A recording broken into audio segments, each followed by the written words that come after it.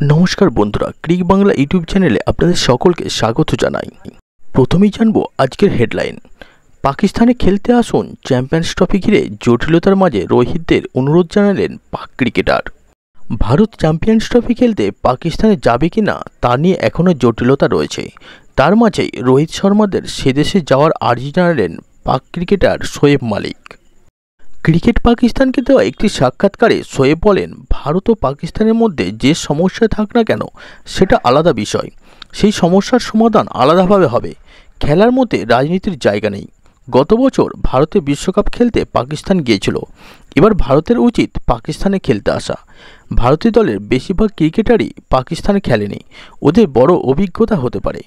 আমরা খুব ভালো মানুষ, আমরা অতিথিদের সম্মান করি। আমি ভারতীয় দলকে আবেদন করছি, আশা করছি ওরা পাকিস্তানে খেলতে আসবে। দীর্ঘ বছর ভারত ও পাকিস্তানের মধ্যে দ্বিপাক্ষিক সিরিজ হয়নি। বিশ্বকাপ বা এশিয়া কাপেই খেলেছে দুদল। ভারত ও পাকিস্তানের মধ্যে দ্বিপাক্ষিক সিরিজ নিয়ে মাঝে মধ্যেই সোচ্চার হতে দেখা যায় প্রাক্তন ক্রিকেটারদের, কিন্তু তা বাস্তবায়িত হয়নি। গত বছর এশিয়া কাপ হওয়ার কথা ছিল পাকিস্তানে, ভারত জানায় তারা খেলতে যাবে না। অবশেষে পাকিস্তানের পাশাপাশি শ্রীলঙ্কাতেও প্রতিযোগিতা হয়। ভারত তাদের সব ম্যাচ শ্রীলঙ্কায় খেলে, সেখানেই ফাইনাল হয়। এবারও চ্যাম্পিয়ন্স ট্রফি খেলতে পাকিস্তানে যেতে চায় না ভারত।